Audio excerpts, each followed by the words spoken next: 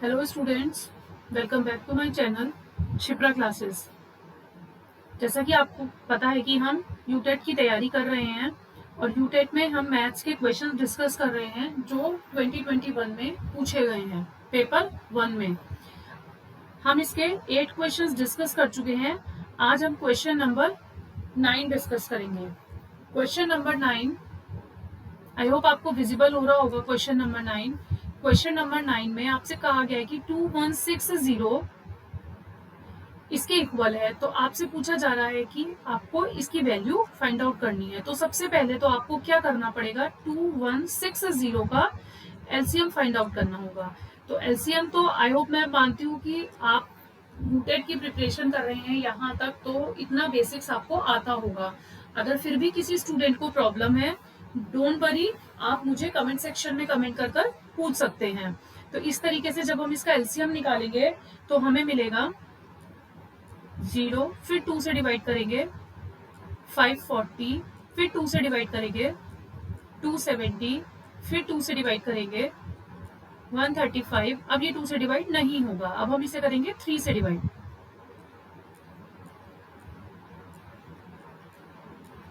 सिर्फ हम prime factorisation method से एलसीएम फाइंड आउट कर रहे हैं। तो ये हमारे पास फैक्टर्स आ गए। फैक्टर्स को यहाँ लिख लेंगे, 2 इंटू 2 इंटू 2 इंटू 2, 2 आया है 4 टाइम्स, 3 आया है 3 टाइम्स, एंड 5 आया है 1 टाइम्स। इट मीन्स 2 की पावर 4 इंटू 3 की पावर 3 इंटू 5 की पावर 1।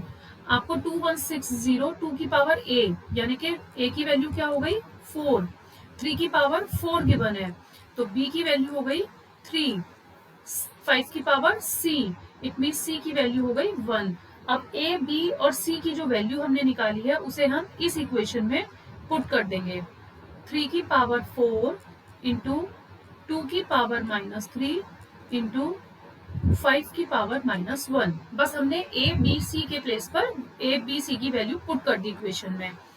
तो 3 को हम 4 टाइम्स ओपन कर लेंगे, इस तरीके से लिखेंगे, और जब वैल्यू माइनस में होती है पावर में तो वो डिनोमिनेटर में चली जाती हैं। तो 2 की पावर -3, इट मीन्स जब वो डिनोमिनेटर में आएगी तो वो पॉजिटिव हो जाएंगी, तो 2 को हम 3 टाइम्स लिखेंगे। ऐसे ही 5 जब नीचे आएगा तो +1 हो जाएगा, तो 5 को 1 टाइम लिख देंगे। अब यहाँ पर कोई ऐसी डिजिट नहीं है जो आपस में कैंसिल आउट हो सके, तो इन सब की जब मल्टीप्लाई करेंगे 3 3 जा 9, 9 3 जा 27, 27 3 जा 81, डिवाइडेड बाय 2 2 जा 4, 4 2 जा 8, 8 5 जा 40। तो 81 divided by 40 is your final answer. तो ऑप्शन ए जो हो जाएगा आपका करेक्ट आंसर हो जाएगा। इस तरीके से इन क्वेश्चंस को सॉल्व किया जाता है। बहुत बेसिक कैलकुलेशन थी। आई होप आप में से किसी को कोई प्रॉब्लम नहीं हुई होगी। अगर कोई प्रॉब्लम होती है then you can ask me in comment section. Next question है question number 10। If third Friday is on 16th of month, किसी मंथ का जो थर्ड फ्राइडे है वो 16th को आता है, तो यहाँ पे पहले हम लिख लेते हैं कि 16th को थर्ड फ्राइडे है। ओके, तो आपको पता है कि 1 वीक में 7 डेज होते हैं, मीन 16 में से अगर हम 7 माइनस कर दें तो हमें मिल जाएगा कि सेकंड फ्राइडे कब है। 16 में से 7 माइनस करा हमने तो हमें मिल गया 9। तो 9 को क्या होगा, 9 को सेकंड फ्राइडे होगा। इसी तरह जब फिर से दोबारा हम माइनस करेंगे तो 9 में से 7 तो 2 आ जाएगा, 2 को फर्स्ट फ्राइडे होगा। ये हम क्यों कर रहे हैं, क्योंकि हमें बताना है कि उस मंथ के फोर्थ ट्यूसडे को क्या डेट थी। तो देखिए आपको पता चल गया कि किसी मंथ की सेकंड को फ्राइडे था, इट मींस फर्स्ट से स्टार्ट हुआ मंथ। अगर सेकंड को फ्राइडे था तो Saturday, Sunday, Monday and Tuesday, ठीक है। तो सेकंड को अगर फ्राइडे था तो 3 का सैटरडे, 4 का संडे, 5 का मंडे एंड 6 का ट्यूसडे। फर्स्ट की बात चल रही है ना, तो 6 को क्या हो गया, फर्स्ट ट्यूसडे। 6 में 7 ऐड कर दोगे तो क्या आएगा 13, 13 को सेकेंड ट्यूसडे। 13 में 7 ऐड करोगे तो क्या आएगा 20, तो 20 को थर्ड ट्यूसडे। 20 में 7 ऐड करोगे तो क्या आएगा 27, तो 27 को फोर्थ ट्यूसडे, आपसे पूछा क्या जा रहा है, फोर्थ ट्यूसडे, तो फोर्थ ट्यूसडे जो पड़ेगा वो कब पड़ेगा, 27, date of 27, it means 27 is your final answer. तो इस तरीके से आप जो डेज के, मंथ्स के क्वेश्चन पूछे जाते हैं उनको इस तरीके से सॉल्व कर सकते हैं। आई होप आपको ये क्वेश्चन भी क्लियर हो गया होगा। नेक्स्ट क्वेश्चन है question number 11। Question number 11, if the length and breadth of a room decreased by 10% and 20%, length और ब्रेथ किसी कमरे की कम हो रही है, इट मीन्स लेंथ कम हो रही है तो वो -10 और ब्रेथ भी कम हो रही है तो वो -20, while height is increased, height increase हो रही है कितनी, 5%, तो वो हो गया +5। डिक्रीज में हम माइनस लेते हैं और इंक्रीज में हम प्लस करते हैं। अब आपसे पूछ रहे हैं कि what percentage will be change in the volume of the room, अब जो कमरे के वॉल्यूम है उसमें कितने परसेंटेज चेंज आएगा अगर हम इनकी लेंथ, ब्रेथ और हाइट को इस तरीके से कम ज्यादा कर दें। तो इसके लिए फॉर्मूला होता है a plus B plus A B upon 100। तो पहले हम a और b इसको लेकर सॉल्व करेंगे, लेंथ और ब्रेथ को। a के प्लेस पे -10, b के प्लेस पे -20, प्लस -10 -20 डिवाइडेड बाय 100। तो -10 और -20 मिलके हो गया -30, माइनस माइनस प्लस होता है तो 20 और 10 30, साइन आएगा माइनस का, प्लस 10 और 20 दोनों के बीच में मल्टीप्लीकेशन का साइन है तो मल्टीप्लाई कर दीजिए, 2 वन से 2 यानी कि 200, माइनस माइनस प्लस हो गया तो 200 डिवाइडेड बाय 100, इससे इसको डिवाइड करा तो -30 प्लस 2 इक्वल्स टू -28। ये आपका आ गया ए और बी को सॉल्व करके फाइनल एक नंबर जिसको हम कंपेयर करेंगे हाइट के साथ। इट मीन्स अब हम क्या करेंगे, अब हम ए के प्लेस पे रखेंगे 28 -28 और बी के प्लेस पे रखेंगे 5, तो -28 plus 5 plus -28 multiplied by 5 divided by 100। -28 और +5 को सॉल्व करके आएगा -23, प्लस 28 और 5 की मल्टीप्लाई करोगे तो क्या मिलेगा 40, लेकिन यहाँ माइनस प्लस क्या हो जाएगा माइनस, तो इट मीन्स हम यहाँ पर क्या लिखेंगे -140 अपॉन 100।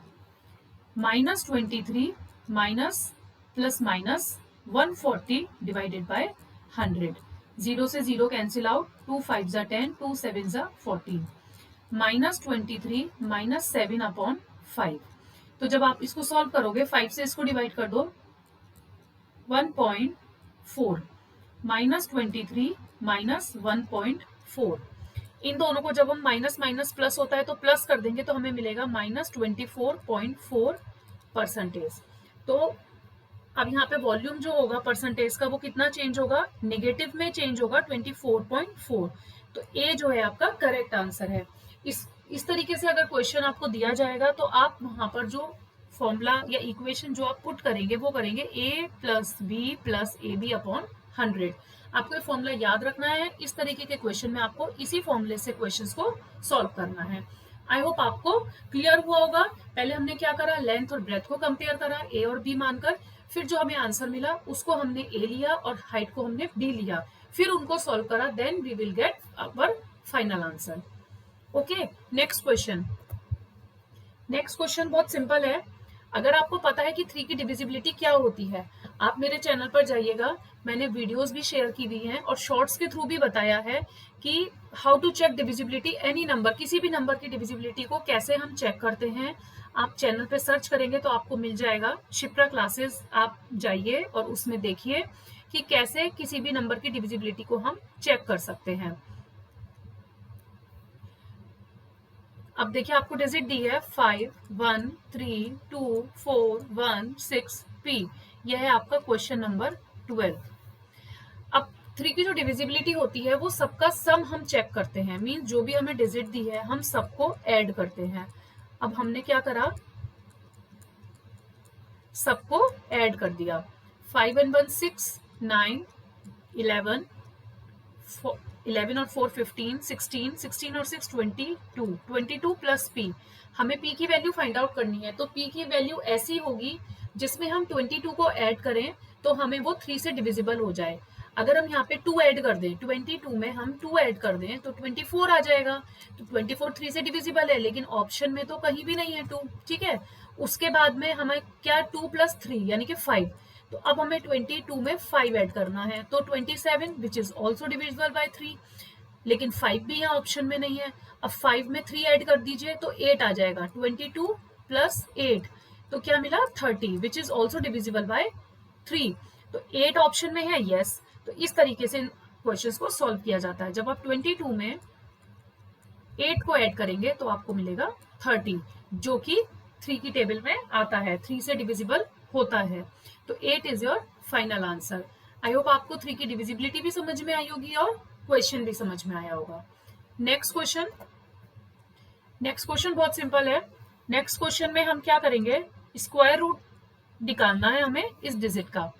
तो सबसे पहले तो आपको कुछ नंबर्स तक एटलीस्ट 20 और 30, 20 तक तो एटलीस्ट आप याद कर ही लीजिए, 30 तक याद हो जाए तो वेल एंड गुड। ये जो क्वेश्चन गिवन है, हमने पहले इस क्वेश्चन को नोट डाउन कर लिया। देखिए यहाँ पर सबसे पहले हम छोटा वाला देखते हैं, सबसे छोटा स्क्वायर रूट जो सबसे अंदर है, पूरे कंप्लीट स्क्वायर रूट के अंदर जो सबसे छोटा स्क्वायर रूट है वो क्या है, 1296। 1296 का स्क्वायर रूट आपको पता होगा तो आप बहुत जल्दी इसको सॉल्व कर लोगे। 1296 का जो स्क्वायर रूट होता है, 1296 का, या आप ये कह सकते हैं कि किसका स्क्वायर करने पर हमें 1296 मिलता है।